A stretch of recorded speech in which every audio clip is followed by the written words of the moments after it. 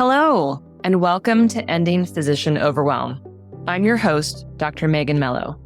I'm a family and obesity medicine physician, as well as a certified life coach for physicians. In this podcast, we talk about how the learned habits of people-pleasing, perfectionism, and a lack of boundaries show up in our lives and how they contribute to burnout, exhaustion, and overwhelm.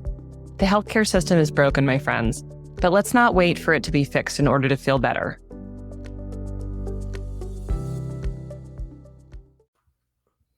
Well, hello, everyone, and welcome to another special guest episode. I'm excited today to be joined by Dr. Mary Alice Mina. We are going to be diving into kind of some self-care, some skincare. She is a dermatologist, and I'm so excited to have this conversation. So, Mary Alice, welcome to the show. Thank you so much, Megan. I love to be here. I love talking with other doctors, other podcasters. So this is really special. So thank you. Yeah. So let's start off by just telling us a little bit about yourself. Like, where are you? What do you do? What's your practice like? Yeah, so I am a double board certified dermatologist and I practice in Atlanta, Georgia. I moved to Atlanta to do my fellowship in Mohs micrographic surgery, which is a technique to remove skin cancer. And I met my business partner and I really resonated with how he practiced and took care of patients. And I joined him, and that was, over 11 years ago. And so we are set here. We have 2 offices, and I do mostly procedural dermatology. So a lot of skin cancer surgery, cyst lipomas. I kind of joke I'm Dr. Pimple Popper ATL. So I do all that kind of stuff. And then I do a good bit of cosmetics and aesthetics. And in the last couple of years, though, I started thinking, how can I reach more people? Because I found there's a lot of misinformation out there. Mm-hmm. And I found as I hit my 40s and all my friends were hitting their 40s, things start to change. It's the aging process starts to become real and visible, where maybe you could kind of fake it in your 20s and 30s.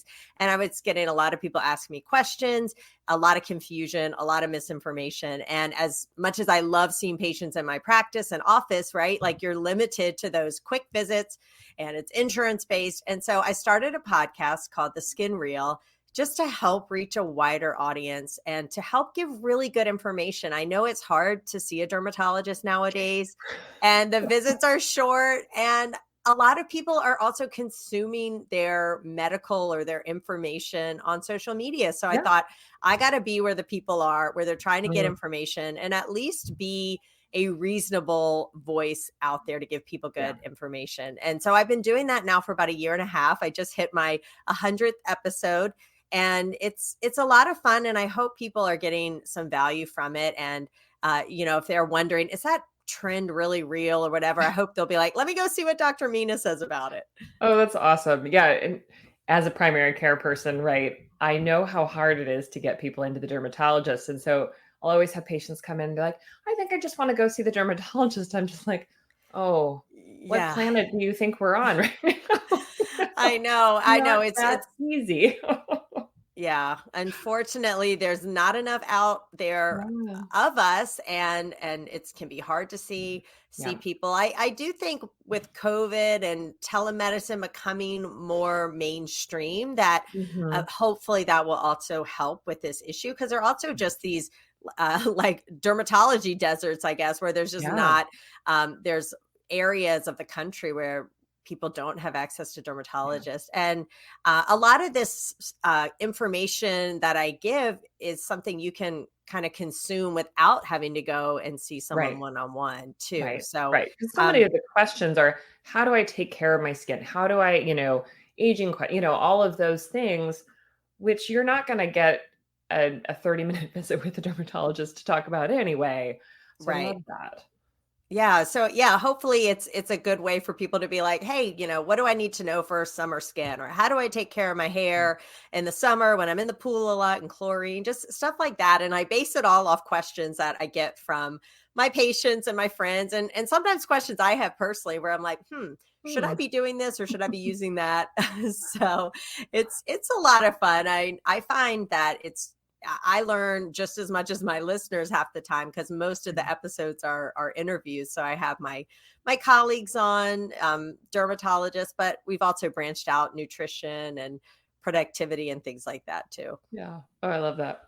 So tell us a little bit about kind of your experience in your lived body, with your skin, with your practice of medicine, because we haven't really talked about this very much, in the podcast before, but we are living in our bodies and we are experiencing things in our bodies that we don't necessarily want to be happening. And before we, sort of started recording here, you had shared, some of your own experience with, being in a time in your life where you weren't taking very good care of yourself and kind of how that was manifesting. Can you tell us a little bit about that? Yeah. So, hold on, Megan. Were we taught? Was that what I said about being in med school? And Mm-hmm. okay, yeah. Well, oh my gosh, I think probably a lot of listeners can relate. And if you've been to medical school and internship and even residency, right, we didn't take care of ourselves. The culture of medicine Mm-hmm. is to take care of everyone else, and you are literally an afterthought. Plus, compound that with being a mom, right? Where there's Mm-hmm. this expectation you're a martyr, you do it all, Yeah. you don't need help, everything's perfect. And spoiler alert, these are impossible, right? Like you are never going to hit those metrics. You're going to constantly be disappointed. And I'll say that's one good thing about getting older is you start to care less about what other people think, and you Mm-hmm. can start to have more confidence. Like, hey, this is my life. This is what I do. But yeah, I feel like there's a lot. So I used to actually be a ballet dancer before I went into medicine, and there is a ton of emphasis on how you look and Mm-hmm. your appearance and your body. And so, gosh, like that is really difficult in and of itself. And I remember being excited to go to medical school where I was like, okay, now I can be valued for my mind. Now Mm-hmm. it's how I think and taking care of patients. Like that's what matters, not what I look like. And I remember that being a big relief in a way that I didn't Mm-hmm. have to have that critical eye on my body, my looks all the time, and that was a huge relief. But then I go into dermatology, right, which sometimes can have a really critical eye on how you look. But I think a lot of it we put on ourselves. We feel Absolutely. like, okay, I've got this like image I have to portray. I'm a dermatologist. I have to have good looking skin. If Have I to have good skin, hair, all the things. Yeah. Exactly, right? Like no one wants to go see a personal trainer who's not incredibly fit. So no one wants to see a dermatologist who has acne or doesn't look perfect. So that was a little bit of pressure there. But yeah, when I laugh because when I was in medical school, I would spend about an hour and a half every single morning getting ready in the morning, and I Mhm. would do my hair. I would wake up, I would shower, I would wash my hair every single day. And if I had really long hair, like longer than I have now. And of course, then I had to dry it. And then after I dried it, I have to curl it. And then I thought curling was a time saver because I would use these hot rollers and I would put them up and then I would do my makeup. Yeah. And I don't do a ton of makeup, but I did foundation and I had to do my eyebrows and my mascara and eyeshadow and all that stuff. And then finally I would like leave for my classes, right? And I was able to do this for the first couple of years because Mhm. it was more lecture and all that. But Mhm. then third year hit. And third year is when you're in the hospital. And I would be on these rotations that would last 36 hours or certainly 24 hours, and you'd have to Right. spend the night in the hospital. And I remember feeling so bad about myself in the morning. I mean, I was sleep deprived, usually wasn't eating well. And Yeah. then I wouldn't be doing my elaborate routine. And I would wake up and I would feel like I am unrecognizable. Like people Mm. don't know who I am. And I'd feel like I have to reintroduce myself to my patients when I'd round or the team in the morning, like, oh, hey, it's me, Mary Alice. I look like Jekyll Hyde sort of deal. And I remember having a really hard time with it, but I was Yeah. just so sleep deprived, so tired that was finally the catalyst that made me realize, like, what am I doing? Why am I spending all this time and effort every single day? And now I look back and I'm like, I want all those hundreds of thousands of hours of my life. Yeah. Like, why did I do that? Now in my mornings, I spend waking up and I try to do something important for me, whether that's working Mhm. on my podcast or my personal brand, or whether that's stretching and doing yoga or exercising or reading a book that I enjoy, right? And I spend 6:45 to 7 getting myself ready. Yeah. And I still like to wear makeup. I'm not saying you can. And like, hey, for you, Megan, I did wash and dry my hair because I went to hot yoga earlier. But like this hair is gonna last for the next 4 days. Okay. Yeah. Like I'm not Yeah. gonna wash it and redo it all. Yeah. So I just kind of realized like this is ridiculous. What am I Yeah. doing? I'm literally wasting hours, days, weeks of my life. I don't even want to calculate how much. Yeah. Um, Putting on this like persona that I thought I had to do. And like, spoiler alert, once I stopped doing that, nothing changed in my life. Nothing Like, changed. except I had more time. It wasn't like Yeah. people, like, my husband stopped loving me, my children stopped loving me. People didn't want to hang out with me. Like, nothing changed. So Yeah. I feel like, I mean, I had totally just put that pressure on myself, and I didn't need to. And now I feel like I have a much healthier approach Yeah. to my morning routine and everything. But I say this story because I see it in my friends and some family members who and patients who feel like they have to come see me with a full face of makeup on, or Right. they can only take a picture if they're looking amazing and everything is just perfect. And it is a little bit, it's sad, right? Because I feel like there's so much pressure they're putting on themselves and it's unnecessary. And Yeah. I do find as we get older, I do have more confidence to say, like, yeah, I'm gonna run to the grocery store right after hot yoga with no makeup on, sweaty, and I Yeah. actually, maybe And you've no seen one these. cares. Yeah, have you seen these reels where like the older you get, the more okay you are with going out in public, like looking worse and worse, right? Yeah. Yeah. And I'm not saying like you just stop caring, but your priorities change, Yeah. and or they should change. And I Yeah. think that's healthy, and that's been a healthy thing for me to realize. Like, I don't have to be perfect all the time. I don't have to look perfect all the time. Who am Yeah. I trying to impress? Right? Like my Right. friends are going to be my friends, and my family's going to still love me. Right. You It's aren't any more okay. smart or valuable as, as a mom, as a physician, like none of those roles require that. Yeah, absolutely. Yeah. And I still like to dress up and I like to look pretty, right? It feels good. I do enjoy that. I'm not going to say I never like to do that, right? But you can do it in a healthier way. Absolutely. And I hopefully, like with my podcast too, I try to really emphasize like keeping it simple. People think skincare has to be so complicated. And when I tell them what I do, they're usually like, what? Or I tell them I literally use like Dove Beauty Bar that cost me like $1.48.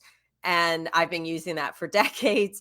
It doesn't have to be expensive. It doesn't have to be complicated. I know it feels that way because we're constantly On the being marketing, right? marketed like, you gotta use this eye cream, use this neck cream, you gotta do this, you gotta do that, and you don't. It's Mhm. overwhelming, I get it. That's why it's important to really who are you trusting with your advice, right? Like, do they really have the expertise? And then also, what's their angle? Because chances are they are trying to sell you something. When I think I want to go back to what you said before, because when you were in the ballet world, right, you had this experience of like, oh, it's so focused on appearance. And we thought, okay, if I go to medical school, right, and I take this very different path, that won't be important anymore. But you carried the ideas with you of like, I have to look this way, and especially going to dermatology, right? We put this extra layer on there. That's so common, right? That we think it's the place we're at that's doing it, but really we've internalized all that messaging and we just bring it with us, right? When people are experiencing burnout, right, they often want to leave the job that they're in and they think, I'll go over there and it will be better, but they take all their perfectionist and people pleasing habits with them and they eventually burn out there, right? It's that mindset, it's that deciding for themselves that makes Yeah, such a gosh. difference. When you say it like that, I really had never thought of it that way, but absolutely. Yeah, I could have gone into like steel welding, right? And I'd still probably Like, want well, to I'm look going to be the amazing with my prettiest hat. steel welder there is. Yeah, that's such a great point. Until you kind of change your thoughts about it and reframe it, you're going to keep doing the same thing. And I think that's one thing. When I hit my 40s, I sort of had this like reckoning of, things are changing. How do I want the rest of my life to look? And that it was kind of with COVID, I started delving into this whole like physician entrepreneur community that was out there. I Mhm. really love practicing. I know a lot of doctors out there are burnout and they don't find clinical practice fulfilling. And I totally get that. And there are days certainly where I'm super frustrated too. But all in all, I still really love it. But what I wanted, I felt like there was something else. Like, what's my next challenge? And then I find this whole community of Mhm. physician entrepreneurs doing coaching, real estate, all these cool things, podcasts, and that's really opened up my eyes. Like, I also, and I'm sure you see this with your clients and yourself, right? Like, as a doctor, that's our label, and Mhm. everything about us, it's like we're a doctor. And I had that Right. exact same feeling with being a dancer. I remember thinking, Mm. I've been a dancer for so many years. How can like everyone knew me as Mary Alice the dancer. Like, I couldn't foresee being anything else. It was my identity. And Yeah. then I basically just swapped dancer with doctor. And now I've come to realize, like, well, yes, I'm a doctor. It's a really important part of what I do and I love it. But what else is out there for Yeah. me? Who else am I? Right. Like, I am Yeah. more than just a doctor. I mean, being a doctor is wonderful, but I'm also more than that. And I also feel like people who are whatever career you're in, or if you're a stay-at-home mom or you're just a mom, right? You say, sometimes some of my friends who are stay-at-home moms will say like, well, I'm just a stay-at-home I'm mom, just a right? Like, mom. Yeah. I'm just a mom, right? Like, that's actually a humongous role and responsibility. It's not just a mom, but we sort of label ourselves, and then sometimes it's hard to see ourselves as more than just that one thing. But that's where I found like coaching and community with other like-minded doctors has been so powerful. Yeah. Yeah. Well, and talk to us a little bit, because I think people are very interested in also in kind of that simplifying that you talked about earlier. And and I agree with you, kind of coming coming into your 40s, right? Your priorities change and what you care about changes. And I'm just thinking for the person who's out there, because I of course see this a lot, women physicians beating themselves up of like, why don't I take better care of myself? And, it's so hard, and putting themselves last. And, we do think that the eye cream is going to help, right? That the eye cream is self-care, and totally, totally guilty of, that kind of thinking myself. Um, for someone who's listening, and they're kind of stuck, like what would you want them to know? Like, what's important from your perspective of having lived this journey thus far? Yeah, so absolutely. Yeah, I'm all about simplicity, minimalism with skincare, and I think everyone else should too. I mean, we have so much going on in our lives, so really, skincare should not be this elaborate thing for you. Now, I know there's some people who are like, no, I love it. I love having that 30 minutes in the evening to do my routine or whatever. So if that is you and it's not interfering in your life, then like go do it and enjoy it. But I don't want people to think they have to do that. So I always say, think of the KISS principle, right? The keep it simple. But I sort of change it around. So like the K is know your skin. So Mhm. everyone's skin is different and everyone's skin has different needs. My skin is different from yours. So you need to know what are your skin needs. And I talk about, you have to pair your needs with your goals, because if your Mhm. need is like my husband's and it's just like, my skin is just here to protect me or to, cover my body. Like, Yeah. you have pretty basic needs and you have no goals whatsoever about anti-aging or rejuvenation or whatever. But you also may be like, okay, I've got acne or I've got scarring, so I need to address that. And then I also want to keep my skin as youthful as possible, right? So you have to know your skin, know what you need. I'll sometimes tell people, I've never had a laser. All my friends have. I have access to all the lasers and devices out there between all my friends around the country. Yeah. And the only one I've ever done just the other month I tried just because I was curious was RF microneedling. But before that, I've never had a chemical peel. I have never had lasers or devices on my face. And people are like, well, why? And I'm like, well, I haven't needed it. Right? Like if I need it, I'll go do it, but I don't really need it. So why would I do it? And I find that people will come to me and say they'll give me all their routines that they do. And I had one lady, she's like, I use salicylic acid, and then I use benzoyl peroxide, and then I use all these things that were for acne. And I was Mhm. like, well, do you have acne? And she's like, no. I'm like, well, then why are you using all these acne things? So you have to know what you're treating. Like just because your best friend's using it or some amazing, beautiful celebrities using it, it doesn't mean you need to do it. So you kind of have to know what your skin needs, know what skin type you have. Are you sensitive? Are you oily? Are you dry? And then base your skincare routine around that. And really the only things you really, really, really need are a gentle cleanser, sunscreen, and a moisturizer for most people. And it could be that simple. Now, you can add a few extras. Like I like vitamin C in the morning and vitamin A at night, but that is it. Like that is all I do for my skin. Yeah. So you got to know your skin. You have to invest in quality, and Mm. quality doesn't mean expensive, which people can't, they can't wrap their head around that sometimes. So most of my skincare, I would say, except for Elta MD that I have in my office because I like it on my face, is all from the drugstore. And people think, Mm. oh my gosh, like that must be awful. But no, like Neutrogena, Aveeno, Dove, La Roche-Posay, these are massive, massive companies, and they have Mhm. huge R&D budgets, and they are doing research on products, and they're doing clinical trials. Like this stuff is tested and tried and Yeah. true. And it's simple, but it is quality. And I like just, you need to see what the actives are and everything. And you can find, I mean, you can pay triple or what quadruple for something at the department store or Sephora or Ulta or whatever. But I mean, it's unnecessary. You just need to know what are the basic products, what are the actives you need, and that's all. And don't think that drugstore brands are just crap just because they are more affordable. And to be honest, I just went to the drugstore. I was like, gosh, these products actually are getting pretty expensive even in the Yeah. drugstore. Yeah, So they are. yeah, like I don't, my vitamin C, I mean, you could spend almost $200 on the SkinCeuticals if you want, but there's really no difference from using La Roche-Posay's or Rox or CeraVe's vitamin C serum. So as long as you're investing in quality products and actives and making sure you know what active you're getting, you don't need to spend a lot of money.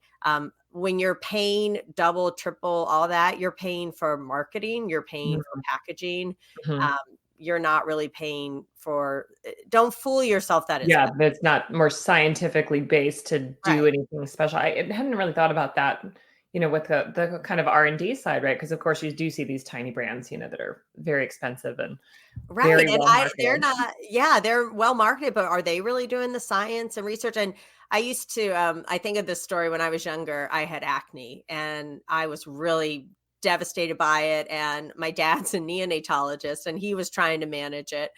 And I just kept begging him. I would see these infomercials on TV about Proactive, and I would be like, Dad, please, like all my problems will be solved if you Yeah. just let me buy the Proactive system. And Yeah. Which that's you all had I to order wanted. special at the time, right? I remember those. Yeah, so I wanted that so badly. And instead, my dad like wrote me a prescription for a retinoid, and he got me benzoyl peroxide from the drugstore. And I just was like devastated. I thought all my acne will be better if I just could do Proactive. Well, guess what Proactive is? It's benzoyl peroxide. So you can The pay vitamin, right? more. Wasn't it? It was a vitamin as well or Well, something. I don't know because I never got it. I was never allowed to use it. But I did later in life look up, okay, what was really in Proactive? It's mostly benzoyl peroxide. It's these products that you can get Yeah. at the drugstore, which is what my dad was giving me. It's just that it was packaged nicely and Yeah. pretty, Yeah. and It was that's on what I thought TV. was going to be better, but it really wasn't. Yeah. So the S for the KISS principle is just stay the course. And this is where I find Mm. people jump around so Yeah. much. Yeah. Skincare is like, I say it's like weight loss or it's like exercise. you don't work out a couple times and say like, oh my gosh, why aren't I thinner? Why don't I have bigger muscles? Like, why don't I have more definition, right? You have to be consistent. You have to stick with it. If someone's promising you an overnight fix with a cream, I would say be really cautious with that. If it sounds too good to be true, it probably is. Like, it takes time. And I find that when they'll try something, they'll quit after a couple weeks, say it doesn't work, and then they switch to something else, and then they're disappointed why they're not seeing results. So you really have to stay the course, stick with it, and be consistent for the best results, because you will see results if you stick with things. Yeah. And then the last S is you got to silence the noise. There is so much noise coming in about what you need to do, what you need to buy, all these at-home devices or these procedures you can get done. Like, it's overwhelming, and it can be like, oh my gosh, like I have all these things I need to get done and no money and no time, and I don't really know what works. So I really say you got to silence the noise and find someone whose message resonates with you. Stick to their advice and guidance, or your local dermatologist. But if you're following all these people on Instagram who make you feel terrible about yourself and your perfect life always makes you look at your life with regret and disdain, then unfollow them, right? Like, that's not just let it healthy. go. And, follow people who portray themselves in a more real way, or surround yourself with friends who you can be honest and real with. I find that's, my community of friends. Like, I can tell them how things are going and be honest. I don't feel like I have to put up this facade. So, silence the negativity, the noise out there. You can just cut it out. And I look at, here I am, a 44-year-old woman, and it can be challenging. And then I look at my kids who are going to be getting introduced to the world of social media in a few years. And I'm like, well, how do we expect our kids to be able to navigate this when it's hard for grown women, smart grown women to do it? But like if you're constantly being, what is it, like being drawn in with ads for Sephora Ultra or whatever, just delete those emails, unsubscribe, unfollow people who just are constantly giving you bad information or make you feel bad about yourself. And just, you don't need that in your life. Yeah. No, I love that. And I think everything that you said just kind of applies, much more broadly, of course, than our skincare, right? It really applies of, let go of these ideas of like what you think things should be like, and how you think you should be, and decide for yourself, like, what is important to you, what matters in your life, what do you have space for, what do you want to make space for, and what are you going to let go of? I love that. So tell us how we can find you if someone's listening and they're like, "Ooh, I want more of that. I want to find out, kind of what she's using, and kind of get the skincare help."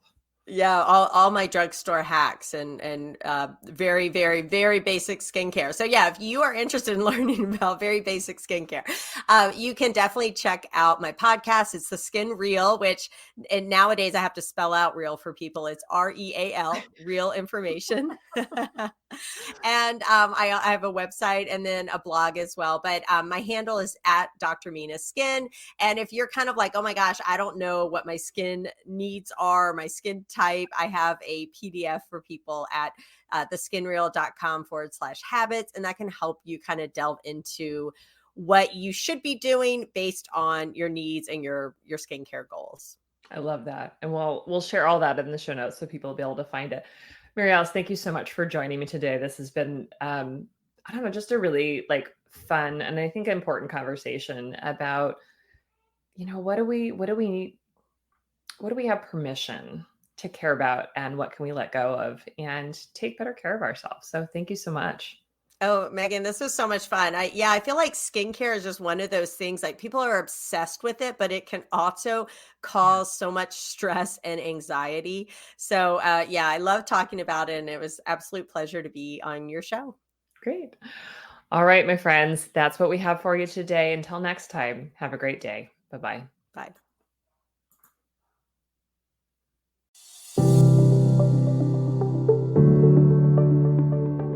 Well, That's our show for today. Thank you as always for listening. To learn more about my coaching programs, head to www.healthierforgood.com. And if you love this podcast, please drop us a review on iTunes or support the show by clicking the link in the show notes. Until next time, take care.